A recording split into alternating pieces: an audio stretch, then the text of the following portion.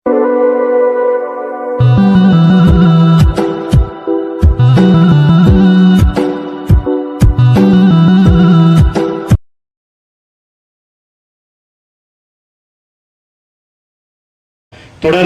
துவக்க உரை ஆற்றுவதற்காக வேண்டி மௌலானா மௌலவி ஹெச் முஹம்மது மிர்சாத் மஹ்தூமி ஹசரத் அவர்கள் உங்கள் முன்னிலையில்.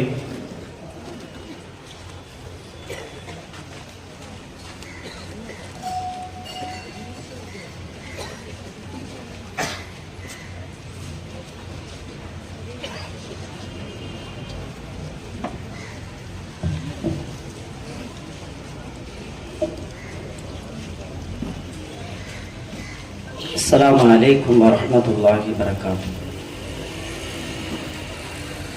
الحمد لله رب العالمين. الصلاة والسلام على سيدنا محمد صلى الله عليه وسلم. அளவற்ற அருளாளனும் நிகரற்ற அன்புடையவனுமாகிய அல்லாஹுவின் திருப்பெயரால் தூங்குவோமாக.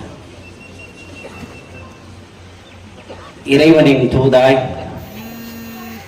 இறுதி தூதராய் உலகத்திற்கு வந்த முஹம்மது ரசூல் ஸல்லல்லாஹு அலைஹி வஸல்லம் அவர்கள் மீதும் அவர்களின் வாழ்க்கை வழிமுறைகளை வலுவாது பின்பற்றி நடக்கிற நம் அத்துணைவர்கள் மீதும் வல்லோன் அல்லாஹுவின் கருணையும் கரிசனமும் பாதுகாப்பும் இரு உலகத்திலும் குன்றாமல் குறைவின்றி நின்று நலவட்டுமாக என பிரார்த்தித்தவனாக வார்த்தையை தூங்குகிறேன்.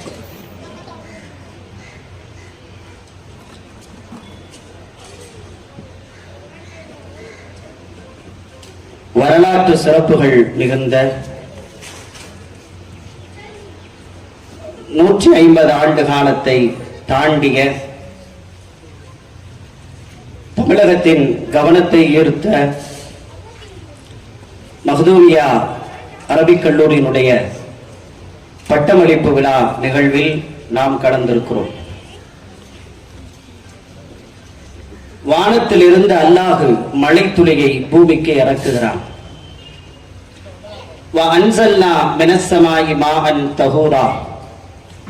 பரிசுத்தமான மழைத்துளியை பூமிக்கு நாம் இறக்குகிறோம் என்று குரானில் அல்லாஹ் சொல்கிறான். வானத்திலிருந்து விழுகிற மழைத்துளியை பூமியில் இருக்கிற புவிப்பரப்புகள் அந்த தண்ணீரை தனக்குள் உள்வாங்கிக் கொள்கின்றன. இறைவன் ஒரு மழைத்துளியைத்தான் பூமிக்கு அனுப்புகிறான். வாங்குகின்ற இடங்களை பொறுத்து அந்த மழைத்துளிகள் மகத்துவமாக மாறிப்போய் நிற்கிற காட்சிகளை பார்க்கிறோம். தோட்டங்களுக்குள் அந்த மழைத்துளிகள் விழுகின்றன. செடிகளையும் மரங்களையும் காய்ந்து போன பொருட்களையும் விழுகிற மழைத்துளிகளால் அவைகள் பசுமையுற்று மாறி கிடக்கின்றன. அந்த மழைத்துளி வீட்டுக்குள் விழுகின்றன. விழுகின்ற மழைத்துளியை வீட்டில் இருக்கிற பெண்கள் அந்த மழைத்துளியை பிடித்து வைத்துக் கொண்டு தங்கள் தேவைக்கான பயன்பாட்டிற்காக அவைகளை மாற்றுகின்றார்கள். அதே மழைத்துளி சாக்கடைக்குள் விழுகின்றன. சாக்கடைக்குள் விழுந்த மழைத்துளி கழிவாக மாறி ஒன்றுக்கும் பயன்படாத பொருளாக மாறி போய் விடுகின்றன. அதே மழைத்துளி கடலுக்குள் விழுகின்றன. இனிப்பு சுவையோடு இருக்கிற அந்த மழைத்துளி கடல் தண்ணீருக்குள் விழுந்த போது உப்பு கரிக்கிற தண்ணீராக மாறிவிடுகிறது. கடலுக்குள் அப்படி மழைத்துளி விழுகிற நேரத்தில் மலைப்பரப்பின் அந்த கடல் பரப்பின் மேற்பரப்பில் சில சிப்பிகள் வாய் திறந்து காத்து கிடக்கும். தனக்கு ஏதோ ஒரு பொருள் கிடைக்க வேண்டும் என்ற ஆவலில் அந்த சிப்பிகள் வாய் திறந்து காத்து கிடக்கிற போது மழைத்துளியின் ஒரு துளி அந்த சிப்பிக்குள் விழுகிறது. தனக்கு கிடைக்க வேண்டிய ஒரு பொருள் கிடைத்த மகிழ்வில் சிப்பிக்குள் விழுந்த ஒரு மழைத்துளியை தான் உள்வாங்கிக் கொண்டு கடலுக்குள் அந்த சிப்பி மூழ்கி விடுகிறது. பல நாட்கள் கடந்ததற்கு பிறகு கடல் சார்ந்த ஆய்வாளர்கள் சொல்லுகிறார்கள், அந்த சிப்பிக்குள் விழுந்த ஒரு மழைத்துளி தான் விலை மதிப்பு கூடிய முத்தாக மாறி போகின்றன என்கிற தகவலை நமக்கு கடல் சார்ந்த ஆய்வாளர்கள் சொல்லுகிறார்கள். விழுவதும் ஒரு மழைத்துளிதான், அது சாக்கடையாகவும் கலப்பதற்கு வாய்ப்புண்டு, அது முத்தாக மாறுவதற்கும் வாய்ப்புண்டு. இயல்பாக வாழ்ந்த ஒரு மனிதனை சிப்பி என்கிற ஒரு மஹ்தூமியா, ஒரு மலைத்துளியாக தன்னுள் உள்வாங்கிக் கொண்டு, அந்த உள்வாங்குதலின் பயிற்சியாக விலை மதிப்பற்ற முத்துக்களாக நிறைய மனிதர்களை, நூற்றுக்கணக்கான ஹாஃபில்களை, நூற்றுக்கணக்கான ஆலிம்களை பணி செய்கிறது என்கிற பெயரையே மஹ்தூமியா என்கிற பெயரை தாங்கிய சூழலில் தமிழ் கூறும் நல்லுலகம் முழுக்க பறைசாற்றுகிற வேலையை மக்தூமியா தொடர்ச்சியாக செய்து கொண்டே வருகிறது. கால வெள்ளத்தில் நிறைய மதரசாக்கள் காணாமல் போயிருக்கின்றன. இந்த கால வெள்ளத்தை தாக்கு பிடிக்க முடியாமல், மார்க்கம் சார்ந்த பணிகளை தொய்வென்று கொண்டு போய் சேர்க்க முடியாமல் நிறைய மதரசாக்கள் காணாமல் போன காலகட்டங்களில் ஒரு நூற்றாண்டுகளை கடந்தும் கூட ஒரு மார்க்கத்தை, ஒரு கலாச்சாரத்தை, ஒரு சமூகத்தின் ஒரு புரட்சியை ஏற்படுத்துவதற்கான ஒரு மார்க்க கல்வி ஸ்தாபனம் ஒரு நூற்றாண்டு காலமாக இந்த சமூகத்தின் மண்ணில் பின்பற்றப்படுமானால் இதற்கு பின்னால் நிறைய நன்றி செய்ய வேண்டிய கடமைகள் இருக்கிறது. இதற்கான பொறுப்பாளர்களாக, நிர்வாகிகளாக இந்த மதரசாவை கட்டி காப்பாற்றுவதற்கான பொறுப்பை ஏற்ற நிர்வாகிகள் கவனத்திற்குள்ளவர்கள். நான் படித்த காலத்திலிருந்து மறைந்த நம்முடைய அப்துல் ஜப்பார் ஹாஜியார் உள்பட எத்தனை வேன் மக்கள் இந்த மதரசாவை தலைப்பதற்காக தங்கள் தோலை கொடுத்தார்களோ அவர்கள் நன்றியோடு நினைக்கப்பட வேண்டியவர்கள். இந்த மதரசாவின் வளர்ச்சிக்காக, ஆசிரியர்களாக, மார்க்க கல்வியை கற்றுக் கொடுப்பதற்காக, இந்த சமூக முற்றத்தில் போர்ப்படை தளபதிகளை உருவாக்குவதற்காக, தன்னலம் கருதாத ஒரு பொதுநலத்தை இந்த சமூகத்திற்கு விதைப்பதற்காக களத்தில் நின்று காட்சிப்படுத்தினார்களே, மாணவர்களை ஆலிம்களாக உருவாக்கி கொடுத்தார்களே ஆசிரியர் பெருமக்கள், நான் படித்த காலத்தில் எப்போதும் மறக்காமல் நன்றியோடு அந்த பெயர் உச்சரிக்கப்பட வேண்டும் என்கிற அடிப்படையில் எங்கள் ஆசிரியர் பெருந்தகை அஸ்ரப் அலி ஹசரத் அவர்கள் கொடுத்த பயிற்சி, அவர்கள் இட்ட வளர்ப்பு, அவர்கள் வார்த்த வார்ப்பு தான் மஹ்தூமியா. மஹ்தூமியா என்பது வெறும் கட்டடம் அல்ல. இது போன்ற மேன்பக்கள், இது போன்ற சிறப்புக்குரியவர்கள், அவர்கள் காட்டிய அக்கறை, அவர்கள் காட்டிய பணிவு, அவர்கள் காட்டிய சேவையின் வெளிப்பாடுதான் 150 ஆண்டுகளை கடந்ததற்கு பிறகும் கூட கால வெள்ளத்தில் கரைந்து போகாமல் இன்றைக்கு மதரசா கம்பீரமாக நிற்கிறது என்றால் இந்த சுவற்றுக்கு பின்னால் செங்கல் இல்லை, சாந்துகள் இல்லை, இரத்தத்தாலும் தியாகத்தாலும் இதை தூக்கி நிறுத்துவதற்காக போராடிய மேன்மக்கள் நினைத்து பார்க்க வேண்டிய காலகட்டம் இந்த காலகட்டம். இந்த கல்லூரியில் படிப்பதற்காக தன்னை இணைத்துக் கொண்ட பெருமக்களே, உங்களுக்கு ஒரு தகவலை சொல்லுகிறேன். அல்லாஹ்வுடைய தூதர் ஸல்லல்லாஹு அலைஹி வஸல்லம் மனிதன் இறந்து போனால் எதையுமே கொண்டு போக முடியாது என்று உலகத்தில் சொல்லுவார்கள். அலெக்சாண்டர் உலகத்தின் அரை பகுதியை தன் காலுக்கு கீழே கொண்டு வந்த மாபெரும் மன்னன் இறந்து போகிற போது மக்களுக்கு 3 செய்தியை அவன் அறிவிப்பாக கொடுத்தான். அந்த நாட்டின் பழக்கத்தில் இல்லாத ஒரு செயல், தான் இறந்து போனதற்கு பிறகு தன் சவப்பட்டிக்கு வெளியாக தன் கையை விரித்த நிலையில் வைத்து நீங்கள் கொண்டு போக வேண்டும். மக்கள் உணர்ந்து கொள்ள வேண்டும், உலகத்தின் அரை பகுதியை ஆட்சி செய்த அலெக்சாண்டர் இறந்து போகிற போது கையில் ஒன்றையும் கொண்டு செல்லவில்லை என்பதை உலகம் புரிந்து கொள்ளட்டும். என் சவப்பட்டியை தூக்கி செல்கிற போது மருத்துவர்கள் என் சவப்பட்டியை தூக்கி செல்ல வேண்டும். மருத்துவத்தால் என் உயிரை காப்பாற்ற முடியாது, உயிரை பாதுகாக்கிற ஆற்றல் உலகத்தில் யாருக்கும் இல்லை என்பதை உலகம் புரிந்து கொள்வதற்காக மருத்துவர்கள் என் சவப்பட்டியை சுமந்து வரட்டும். பொன்னும் பொருளுமாக எதையெல்லாம் நான் சேகரித்து வைத்திருக்கிறேனோ அவை அனைத்தையும் நான் போகிற வழியில் வீதியில் கொண்டு வந்து கொட்டுங்கள். நான் சம்பாதித்த செல்வங்கள் கீழே இறைக்கப்படட்டும். உலகம் புரிந்து கொள்ளட்டும், செல்வம் ஒரு மனிதன் இறந்து போகிற போது கொண்டு போக முடியாது என்பதை உலகம் பாடம் படிக்கட்டும் என்று அந்த மகத்தான அரசன் சொன்ன செய்தியோடு அல்லாஹ்வுடைய தூதர் ஸல்லல்லாஹு அலைஹி வஸல்லம் சொன்னாங்க, இதா மாத்தல் இன்சானு இன்கத அமலுஹு, ஒரு மனிதன் இறந்து போனால் 3ஐ அவன் பின்தொடர்ந்து செல்லலாம். நிறைய விஷயங்களை இறப்புக்கு பிறகு கொண்டு செல்ல முடியாது என்று சொல்லுகிறார்கள்.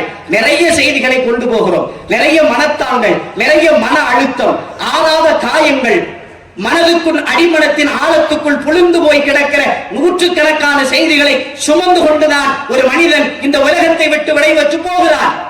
3ஐ தவிர உலகத்தில் எதுவும் பின்னால் வராது என்று சொன்ன அல்லாஹ்வுடைய தூதர் ஸல்லல்லாஹு அலைஹி வஸல்லம் நமக்கு சொல்லிக் கொடுத்தார்கள். இல்முன் யன்தஃபு பிஹி, பயனுள்ள கல்வி. பயனுள்ள கல்வி. எல்லாமே கல்வியா மாத்திட்டாங்க. திரைப்படம் கூட கல்வியாக்கப்பட்டிருக்கிறது, கலாசாலை ஆக்கப்பட்டிருக்கிறது, பாடத்திட்டம் உருவாக்கப்பட்டிருக்கிற கழிவிறக்க காலம் மாறிய காலகட்டத்தில் பயன்படுகிற கல்வி உலகத்தில் மேம்பட்ட மக்களாக ஒழுக்கம் உள்ளவனாக இந்த உலகத்திலேயும் மறுமையிலேயும் ஒரு மனிதன் மாற்றப்பட வேண்டுமானால் அல்லாஹ்வையும் ரசூலையும் படிக்கிற கல்வி இங்கே கற்றுத்தரப்படுகிறது. அவ் சதகத்துல் ஜாரியா, நிரந்தரமாக வருகிற தர்மம். இந்த மதர்சாவின் கட்டணம், இந்த மதர்சாவில் படிக்கப்படுகிற மாணவர்களுக்கான செலவு, இங்கே பயன்படுத்தப்படுகிற புத்தகம், இங்கே உச்சரிக்கப்படுகிற வார்த்தை, இங்கே வீசுகிற காற்று, இது இருக்கிற காலமெல்லாம் இதற்காக யார் பயன்பட்டார்களோ, இதற்காக யார் உதவி செய்தார்களோ, இதை மேம்படுத்துவதற்கு யார் கவனப்படுத்தினார்களோ, அதற்காக செலவழிக்கப்பட்ட ஒவ்வொரு நேரமும் பொருளாதாரமும் இறப்புக்கு பிறகும் உங்களுக்கு பின்னால் வரும். வலதுன் சாலிஹுன் யதுஉலஹு, அல்லாஹ்வுடைய தூதர் ஸல்லல்லாஹு அலைஹி வஸல்லம் அழகான பொன்மொழியை சொன்னார்கள். ஒரு குழந்தையின் துஆ அல்ல, சாலிஹீனான குழந்தையின் துஆ. இந்த சாலிஹ்ங்கிற வார்த்தை ரசூலுல்லாஹ் போட்டிருக்காங்கல்ல இந்த இடத்துல, நீங்கள் மொழிபெயர்க்க முடியாத வார்த்தை சாலிஹ் என்கிற வார்த்தை. வெறுமனே நல்ல குழந்தை என்கிற வார்த்தையால் முடிக்கப்படுகிற வார்த்தை அல்ல அது. அல்லாஹ்வை நம்புகிற, அல்லாஹ்வுக்கு பயப்படுகிற, அல்லாஹ்வுக்கு கட்டுப்படுகிற, அல்லாஹ்வின் தூதரை நேசிக்கிற, தூதரின் வழியை பின்பற்றக்கூடிய, சுன்னத்தை நேசிக்கக்கூடிய, தொழுகையை பின்பற்றக்கூடிய, பெரியவர்களுக்கு மரியாதை செய்யக்கூடிய, ஒழுக்கத்தின் எல்லா பகுதிகளையும் நிரப்பமாக பின்பற்றுகிற ஒரு குழந்தை தன் தாயின் தகப்பனிற்கும் இறந்ததற்கு பிறகும் அந்த குழந்தை துஆ செய்யுமானால் அந்த குழந்தை சாலிஹீனான குழந்தையாக உருவாக்கப்பட வேண்டும். இது போன்ற அரபு கல்லூரியில் குர்ஆனையும் ஹதீஸையும் மார்க்கத்தையும் படிக்கிற குழந்தைகள் பெற்றோர்களுக்கு துஆ செய்கிற குழந்தையாக வருவார்கள். இந்த மூணையும் ரசூலுல்லாஹ் ஒரு இடத்துல ஒட்டுறாங்கன்னா அது மதர்சா தான். தனித்தனியா ரசூலுல்லாஹ் சொல்லி கொடுத்தாங்க. இதை மூன்றையும் இணைத்து ஒரு கட்டுக்குள் கொண்டு வந்து நீங்கள் நிறுத்தினால் அப்படி நிறுத்தப்படுகிற இடம் மதர்சா. அதற்கு அடையாளம் இந்த மஹ்துமிய்யா என்கிற இடம். எனவே இறப்புக்கு பிறகு நாம் என்ன சேர்த்து வைத்திருக்கிறோம்? இறப்புக்கு பிறகு எது வரும்? இறப்புக்கு பிறகு எது நமக்கு துஆ செய்யுமானால் அது மார்க்கம் சார்ந்த இது போன்ற அரபு கல்லூரிகள். ஒரு செய்தியோடு நான் நிறைவுக்கு வருகிறேன். பட்டம் பெறுகிற மௌலவிகள், சமூகம் உங்களை எதிர்பார்த்து காத்திருக்கிறது. நீங்கள் ஆற்ற வேண்டிய பணிகள் நிறைய இருக்கிறது. ஒரு போர்ப்படை தளபதியாக இஸ்லாத்திற்கு எதிரான வன்மத்தை, இஸ்லாமிய கலாச்சாரத்தை, நடைமுறையை உடைப்பதற்கான எதிரிகள் தயாராக இருக்கிறார்கள். இதோ கருப்பு சட்டை அணிந்து இதோ உங்களை நாங்கள் அனுப்ப தயாராக இருக்கிறோம். நீங்கள் வாழுகிற காலத்தில் உங்கள் உயிர் இந்த மண்ணை விட்டு பிரிகிற அந்த கடைசி நிமிடம் வரை நான் வாழ்கிற காலத்தில் இந்த சமூகத்திற்கு எதையாவது செய்து விட்டு போவேன். பணியாளன் என்று எனக்கு பட்டம் தரப்பட்டிருக்கிறது. தலைவன் என்று பட்டம் அல்ல, ஆளுமை என்கிற பட்டம் அல்ல. மஹ்தூமி, நீ பணி செய்யக்கூடியவன் என்கிற பட்டத்தை, மகுடத்தை உங்களுக்கு நாங்கள் தந்திருக்கிறோம். ஒரு செவுத்துல ஒரு ஆணியை நீங்க அணைகிறீங்க. ஆணியை அரைஞ்சு அந்த ஆணியை புடுங்குனீங்கன்னா ஓட்ட அந்த செவுத்துல தெரியும். வந்து கேட்பாங்க, என்னங்க ஏதோ பண்ணிருக்கீங்க? இல்ல ஆணி அரைஞ்சோம், காலண்டர் அடிக்கிறதுக்கு இப்ப புடுங்கிட்டோம். சிமெண்ட் வச்சு நீங்க பூசுங்க. சிமெண்ட் வச்சு பூசினதுக்கு பிறகும் திரும்ப ஏதோ ஒரு அடையாளம் தெரியும். இங்க ஏதோ ஓட்டை இருந்திருக்கு, திரும்ப சிமெண்ட் வச்சு பூசப்பட்டிருக்கு. திரும்ப நீங்க ஒயிட் வாஷ் பண்ணுங்க. அப்பையும் கேட்பாங்க, என்னங்க இங்க செஞ்சிருக்கீங்க? ஏதோ பூசின மாதிரி இருக்கு, திரும்ப வெள்ளை அடிச்ச மாதிரி இருக்கு. தோழர்களே, ஆணின் பெருமக்களே, பட்டம் பெறுகிற இளம் மௌலவிகளே, தன் தலையில் அடியை வாங்கி கொண்ட அரை இஞ்சி ஆணி இந்த பூமியில் தான் வாழ்ந்ததற்கான அடையாளத்தை உருவாக்கி விட்டு போகிறது.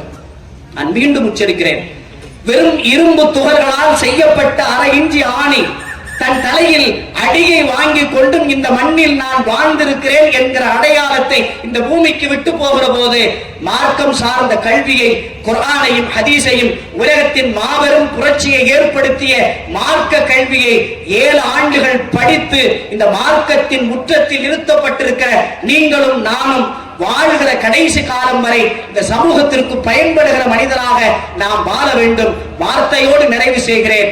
எப்படி வாழ்கிறோம் என்பது நம் வாழ்க்கை எப்போதும் அழுத்தப்படுத்தும். நீங்கள் உங்கள் வாழ்க்கை எப்படி முடிவு செய்கிறீர்களோ அதுதான் உங்கள் வாழ்க்கைக்கான முடிவு. குர்ஆனை அதிகம் நேசித்த, குர்ஆனை அதிகம் காதலித்த, கிடைக்கிற நேரத்திலெல்லாம் குர்ஆனை வாசித்துக் கொண்டிருந்த ஹஜ்ரத் உஸ்மான் ரலியல்லாஹு அவர்கள் குர்ஆனை வாசிக்கிற போது தன் உயிரை இழந்தார்கள் என்பது வரலாறு. போர்க்களத்தில் வாட்களும் ஆட்களும் மோதுகிற யுத்தகலத்தில் எதிரியோடு சண்டையிட்டு தன் உயிர் போக வேண்டும் என்று இரண்டாவது கலீஃபாவாக உலகத்தின் கவனத்தை ஈர்த்த ஆட்சியாளர் எங்கள் தலைவர் ஹதரத் உமரே ஃபாரூக் சொன்னார், போர்க்களத்தில் யுத்தத்தில் வாளால் குத்தப்பட்டு ஷஹீதாக்கப்பட வேண்டும் என்று நான் விரும்புகிறேன் என்று சொன்னார். போர்க்களத்தில் சாத்தியமில்லை. தொழுகையில் ஈடுபட்டுக் கொண்டிருக்கிற போது எதிரிகள் ஒருவரால் குத்தப்பட்டு ஷஹீத் என்கிற அந்தஸ் ஹதரத் உமர் ரலியல்லாஹு அவர்களுக்கு கிடைத்தது. ரசூலை போல வாழ்ந்து ரசூலை நேசித்து ரசூல் வாழ்கிற தளத்தை தன் படத்தை அமைத்து கொடுத்த ரசூல் ஸல்லல்லாஹு அலைஹி வஸல்லம் நடந்து போனால் பூமியில் ரசூலின் பாதம் படுவதில்லை, அந்த பாதத்தில் அபூபக்கரின் பாதம் தான் படும் என்று சொல்லுகிற அளவுக்கு ரசூலாகவே தன் வாழ்க்கையை வாழ்ந்து கொண்ட அபூபக்கர் சித்திக் ரலியல்லாஹு அவர்கள் ரசூலுல்லாஹ்வுக்கு 63 வயதில் மரணம், அபூபக்கர் சித்திக்குக்கும் 63 வயதில் மரணம். என் மரணத்தை நான் தீர்மானிப்பதற்கான வாய்ப்பை அல்லாஹ் எனக்கு கொடுத்திருக்கிறார். எப்படி மௌத்தாக போகிறோம் என்பதை நீங்களும் நானும் முடிவெடுக்க வேண்டும். எப்படி வாழ்கிறோம் என்பதுதான் நம் வாழ்க்கைக்கான முடிவு. பூக்கடையை கடந்து போகிறோம், நறுமணம் வீசுகிறது. சாக்கடையை கடந்து போகிறோம், துருநாற்றம் வீசுகிறது. யாரோடு இருக்கிறோம், யாரோடு வாழ்கிறோம், எப்படி நம் வாழ்க்கை அமைய போகிறது என்பதுதான் வாழ்க்கைக்கான முடிவு என்பதை கவனத்தில் எடுத்துக் கொள்வோம். வாய்ப்பு